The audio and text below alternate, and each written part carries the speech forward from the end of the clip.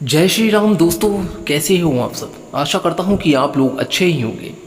दोस्तों, नवरात्रि में रोज़ सुबह उठकर आपको ये 5 काम जरूर कर लेना है। माता रानी की ऐसी कृपा होगी, सारी परेशानियाँ आपकी खत्म हो जाएंगी। दोस्तों, इस बार शारदीय नवरात्रि बहुत ही शुभ संयोग बन रहा है। आइए बात करते हैं इस नवरात्र के बारे में। इस बार नवरात्रि 7 नहीं, 8 नहीं, बल्कि दोस्तों पूरे 9 दिनों तक मनाई जाएगी। वैष्णो माता का आशीर्वाद आपके ऊपर बना रहे और भी उनकी कृपा पाना चाहते हैं तो इस बार नवरात्रि पूरे 9 दिनों तक चलेगी। ना तो एक भी दिन ज़्यादा होगा और ना ही एक भी दिन कम होगा। पूरे 9 दिन तक माता रानी की सच्चे हृदय और भक्ति से की जाएगी धूमधाम से उनकी सेवा और पूजा अर्चना।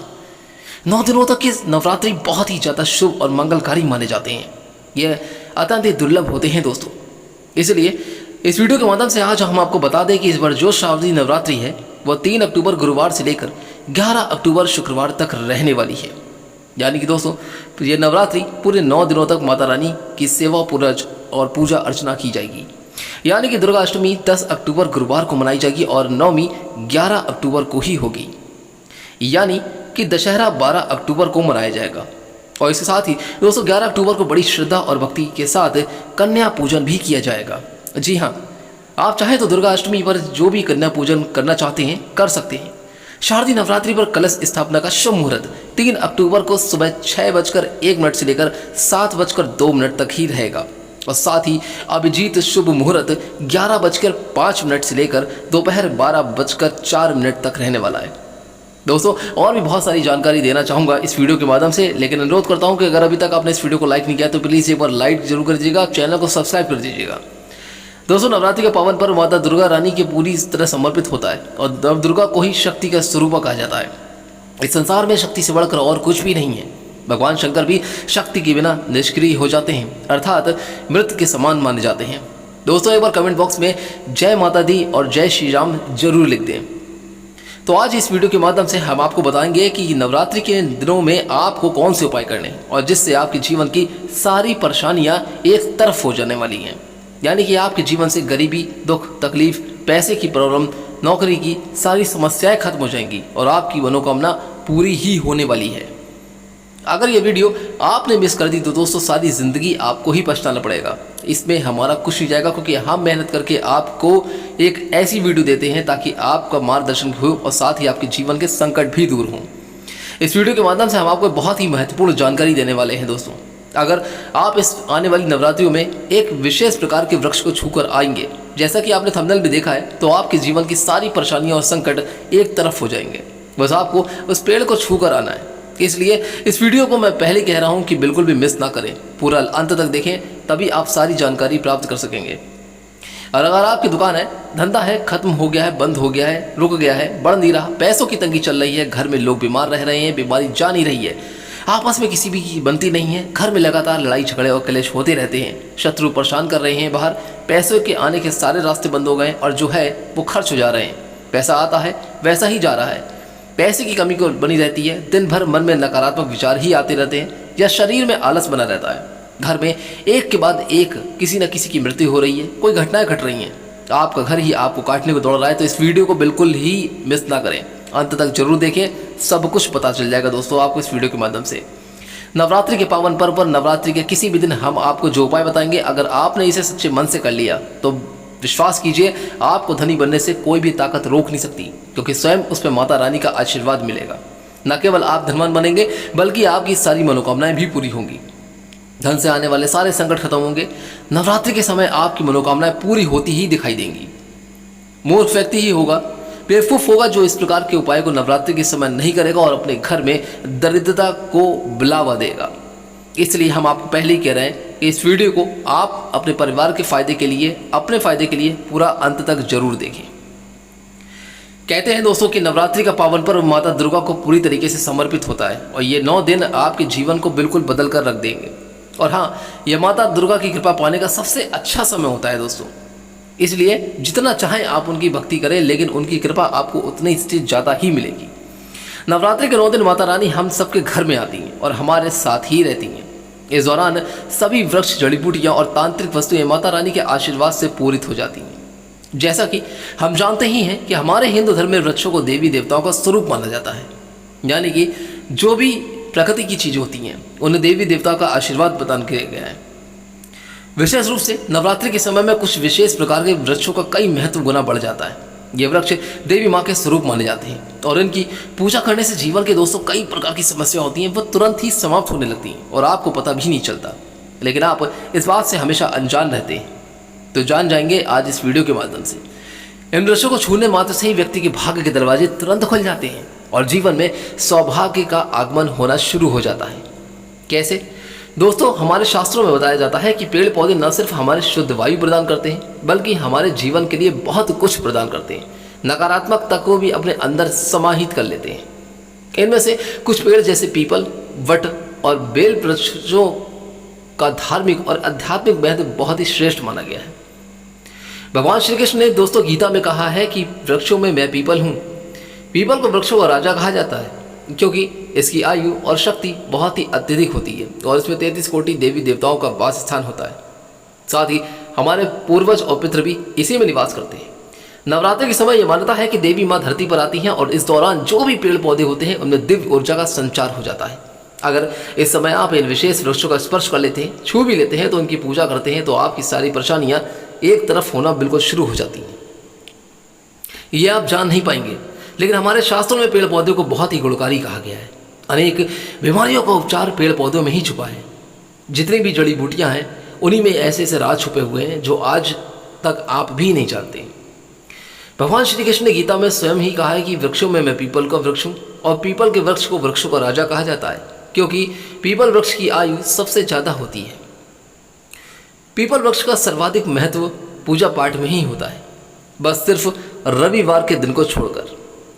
इसीलिए गीता ने स्वयं कहा है कि वृक्षों में जो मैं पीपल का वृक्ष हूँ। तो चलिए आज मैं आप लोगों को नवरात्रि के समय में उन छुए जाने वाले वृक्षों के बारे में बताने जा रहा हूँ। जी हाँ, कौन से ऐसे वृक्ष हैं जिनको आप अगर नवरात्रि के समय में छू लें तो आपका भाग्य तुरंत ही चमक जाएगा। हमारे धर्मशास्त्र अनेक ऐसे वृक्ष हैं जो कल्याणकारी होते हैं और मंगलकारी माने जाते हैं। इनको छूने से मात्र से ही आपकी परेशानियाँ और आपके संकट धीरे धीरे कष्ट खत्म होना शुरू हो जाते हैं। बस आप इन चीज़ों से अपरिचित रहते हैं। खासकर नवरात्रि के समय में इसका असर कई लाख गुना बढ़ जाता है क्योंकि देवी माँ धरती पर पधारती हैं और हमारे घर में वास करती हैं 9 दिनों तक हमारे साथ। उन 3 वृक्ष के बारे में बता रहा हूँ जिनका नवरात्रि के समय में स्पर्श करना अत्यंत ही शुभ माना गया है। नंबर 1 दोस्तों, इस वीडियो को पूरा ध्यान से सुनिएगा कि कौन से ऐसे वृक्ष हैं। नंबर 1 आता है दोस्तों पीपल का वृक्ष। सबसे पहले यह दिव्य वृक्ष है पीपल का वृक्ष। हमारे शास्त्रों में पीपल के वृक्ष को बहुत ही शक्तिशाली माना गया है और जैसा कि आप जानते हैं कि हम सभी सनातनी धर्म में जितने भी हिंदू लोग हैं वो सभी पीपल के वृक्ष की पूजा अर्चना करते हैं। पीपल का वृक्ष न केवल पर्यावरण के लिए लाभकारी होता है बल्कि इसे धर्म और अध्यात्म में विशेष स्थान प्राप्त है। नवरात्रि के दौरान दोस्तों पीपल के वृक्ष की पूजा करने से आपकी सभी मनोकामनाएं पूर्ण होती हैं। कुछ लोग इस बात से अनजान रहते हैं और पीपल की पूजा नहीं करते, तो ऐसी गलती आप ना करें। पीपल के वृक्ष का जो उपाय है अब उसको आप ध्यान से सुनें। नवरात्रि के दिन किसी भी दिन शाम के समय पीपल के वृक्ष के पास जाएं, यानी कि 9 दिनों में आप पीपल के वृक्ष के पास शाम के समय पे जाएं। सबसे पहले आपको पीपल के कुछ पत्ते और 5 प्रकार की मिठाइयाँ लेनी है, यानी कि 5 प्रकार की। इसके साथ एक तांबे का लोटा जल लेकर पीपल के वृक्ष के पास आपको जाना है। वहां पहुंचने के बाद पीपल के वृक्ष के सामने हाथ जोड़कर अपनी सभी परेशानियों का वर्णन करें। जो परेशानियां आपको ज़्यादा परेशान कर रही हैं, सबसे पहले उन परेशानियों के बारे में आप पीपल के वृक्ष के पास जाएं, परमदेव महाराज से आप कहें। फिर पीपल के जड़ में तांबे के लोटे का जल चढ़ा दें। जल चढ़ाते समय मन ही मन अपनी मनोकामना को दोहराते जाएं। इसके बाद 5 प्रकार की जो मिठाइयाँ आप लेके गए हैं वो पीपल के पेड़ के नीचे वहाँ अर्पित कर दें, यानी कि उन्हें चढ़ा दें। यह उपाय बहुत ही प्रभावशाली माना जाता है और ऐसा करने से माता लक्ष्मी और भगवान नारायण जी का आशीर्वाद प्राप्त होता है। यानी कि दोस्तों ये सोने पे सुहागा है। नवरात्रि के दिनों में यह उपाय करने से आपके जीवन के सभी समस्याएं जो भी होती हैं, विशेष रूप से धन से संबंधित जो होती हैं, वह तुरंत ही दूर हो जाती हैं। नंबर 2 बात करते हैं शमी का वृक्ष। शमी का वृक्ष तो आप जानते ही दोस्तों। दूसरा दिव्य वृक्ष है शमी का। शमी के वृक्ष को हमारे धर्म में माता जगदम्बा का स्वरूप माना जाता है। जी हाँ, नवरात्रि के समय में शमी के जो वृक्ष होता है उसके नीचे दीप जलाने से व्यक्ति की सभी परेशानियां दूर हो जाती हैं। जो भी व्यक्ति शमी के वृक्ष के नीचे दीपक जलाता है उसके संकट दूर होना शुरू हो जाते हैं। अब शमी के वृक्ष का जो उपाय है वो क्या करना है, इसको ध्यान से सुनिए आप। नवरात्रि के दिन किसी भी दिन 9 दिनों के अंदर की बात बता रहा हूँ, संध्या काल के समय यानी कि शाम को शमी के वृक्ष के नीचे जाएं और वहां पर आपको एक दीपक जलाना है। आप चाहे तो इस समय लाल चूड़ी भी शमी के वृक्ष पर बांध सकते हैं। अगर आप लाल रंग की चूड़ी बांधना चाहें तो बांध दीजिए।